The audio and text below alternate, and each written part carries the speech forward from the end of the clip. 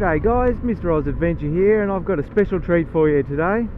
This is one that's been coming. Whoa, are you bloody right there?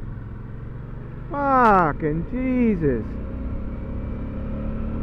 That's a good way to start off my 1000 subscriber video.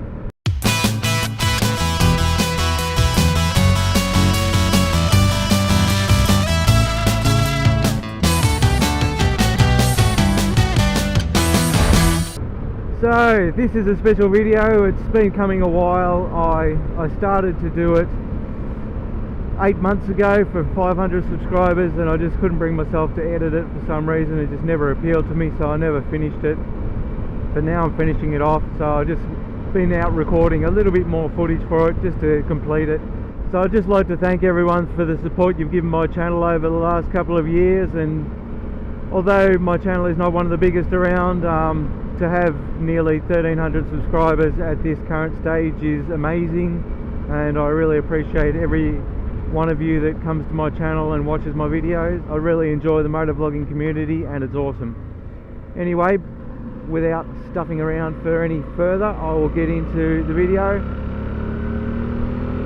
Most of it pre-recorded 8 months ago, some of it done about a month ago, and the rest of it done right now. So enjoy.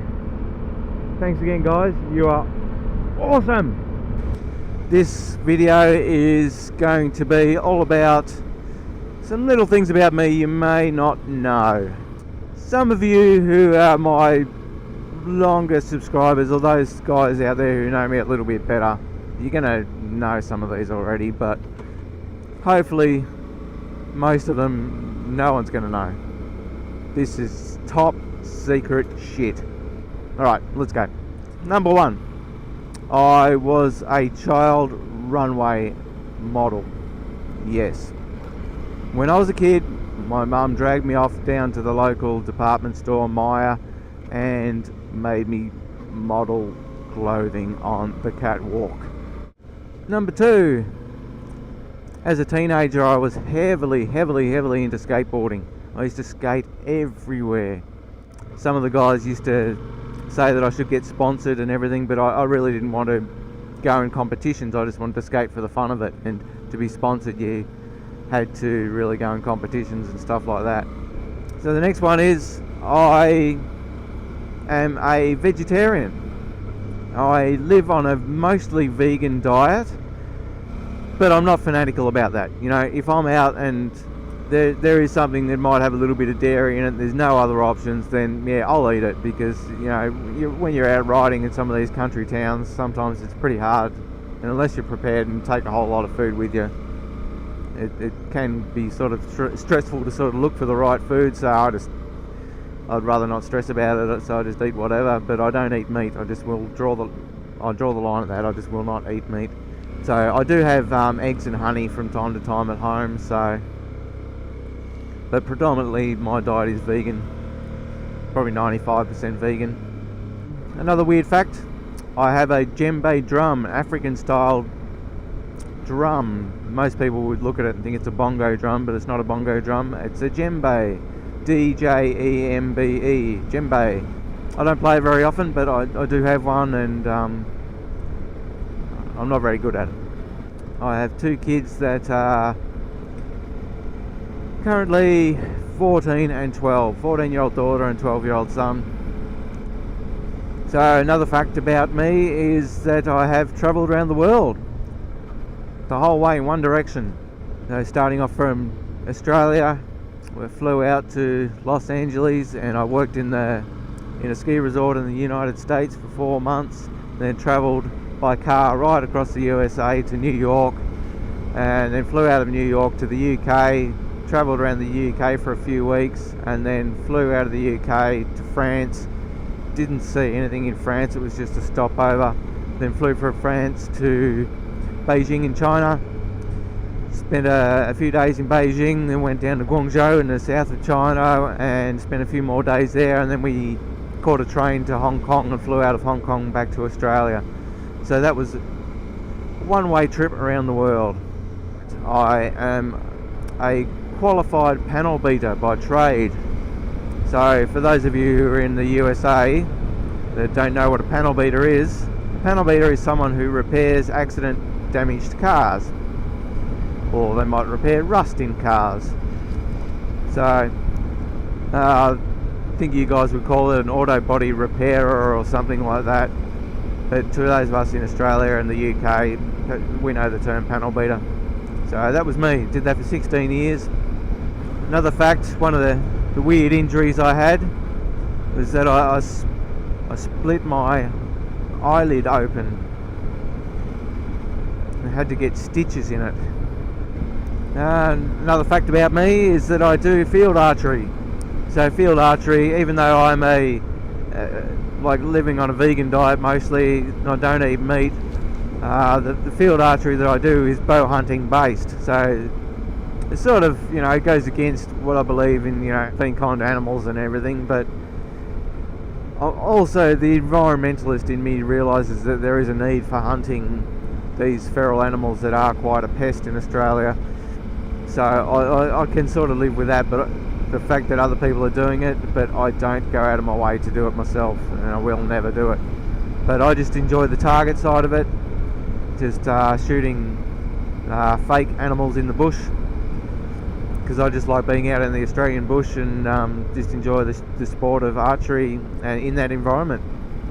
It's quite challenging, and you're getting out in nature, it's good exercise. So I've been doing that since 2005. Pretty much just about every day. Doesn't happen every single day, but it happens most days. I tend to look at the clock at 4:44. Yep, 4:44. Now, I asked someone about this a few years ago, and they said in different cultures the number 4 means death. And I thought, okay, well, maybe I'm going to die. I don't know.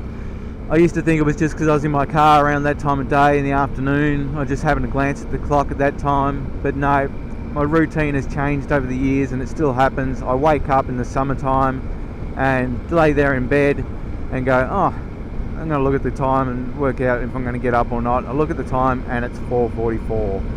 I can be at work sitting on my computer and I'll glance down at the clock on the computer and see what time it is. 4:44. I've been on my bike riding, look at the clock. See, I have a clock down there.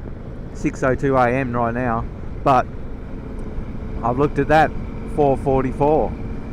In my car all the time. At home, I've been doing stuff on the weekend or whatever. Yesterday was Sunday, I was just laying around on the bed reading a book. I glance over, look at the time on my clock radio, 4:44. So another thing about me that you probably didn't know, some of you might know, is that I have been an extra in quite a few TV shows, a few movies, documentaries, things like that. I've done I started in the 90s, late 90s. I worked as an extra on an Australian soap opera, like a Days of Our Lives type drama show called Pacific Drive that was filmed on the Gold Coast. And then I filmed an American TV series set in 4th century Ireland called Raw, Roar, Raw. And starred Heath Ledger. So I worked alongside him. I met him having lunch, talked to him. He was a nobody then, no one knew who he was. I didn't know who he was, but that series was what gave him his break with the American audience. I also done a few Japanese documentaries. They have this Kyoto News in Japan, and they do these reenactments of real life events. I worked on an Australian movie called Mental with Rebecca Gibney, is a big time Australian actress. Anthony LaPaglia was in that. He's been big in Australia and the US, and also what was her name? So another one I did was a TV movie for the ABC based on the life of Eddie Mabo. So Mabo, M-A-B-O, look him up. He was very influential on Aboriginal land rights. He changed the laws pretty much when it comes to the way white people saw Aboriginals and their use of the land and everything. So another one I did in 2011, which is the biggest one I've done so far, was Terra Nova, the TV series. It was there was a lot of hype around Terra Nova. It was a massive series, and it was filmed just over in this paddock over here.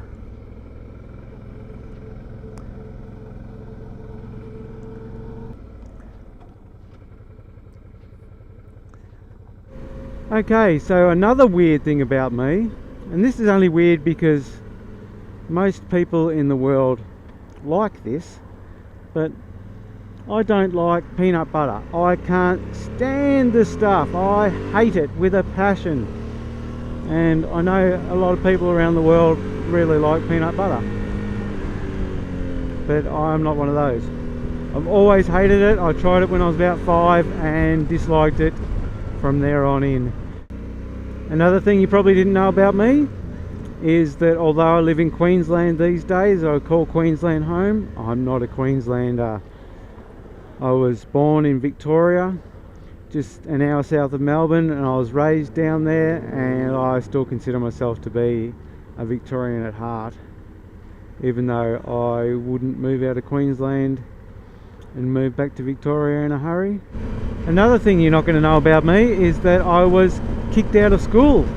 I left school at 15. I was asked to leave because I got caught drinking. That was the end of it. They asked me to leave, booted out. You're not coming back. See you later, Jack. You are not coming back. I was already supposed to be going back the next year, but they said no, you're not coming back. I could have gone to another school, but I decided to go out in the workforce and earn some money. So that was a bit stupid of me back then. I should have really tried a little bit harder at school. I probably would have got a little bit further in life than I have by this stage. Now this one is going to shock a lot of people. A lot of people, a lot of motor vloggers that know me personally know my name. That's fine. I don't want the whole world knowing my name, but a lot of motor vloggers know my name and are friends with me on Facebook on my real account, and that's all good. But I'm here to tell you, the stranger that doesn't know my name, and also those guys who do know my name, that Bill is not really my name. I was not born as Bill. I was not even born as William. Neither are my given name. Bill is a nickname that I've had since I was 17 years old as a first year apprentice. It came about in a funny sort of way. It was nothing sort of too hilarious actually. It was just a bit weird. One of those little things that sort of was meaningless at the time, but the name stuck, and it's stuck ever since. So for the last 24 years I've had the name Bill, and most people know me as Bill. Now I'm not going to tell you my real name because I would like to keep that sort of secret. I don't really want the whole world to know my name. If you wanted to dig hard enough and you're a little bit of a super sleuth, you could probably find out if you tried, because it's there, it's on the internet if you want to look hard enough. So one of these things I've just told you is actually not true. I've told you a lie. One of them is a lie. It's a little lie, not a big lie. What I want you to do is guess which one is not true. So if you guess correctly, I'm not going to tell you. I'm not going to tell you for a week. All those correct entries will sit in there in the comments with the incorrect entries, and I will tell you a week later when I draw your name out of the hat. So all correct entries will go into my helmet, and I'll draw their names out of the hat, and they will win a prize. And I'm going to show you that prize right now. The prize is this slightly used MotoGP DVD, the A to Z of MotoGP. I'll send it anywhere in the world. It should be playable in all regions.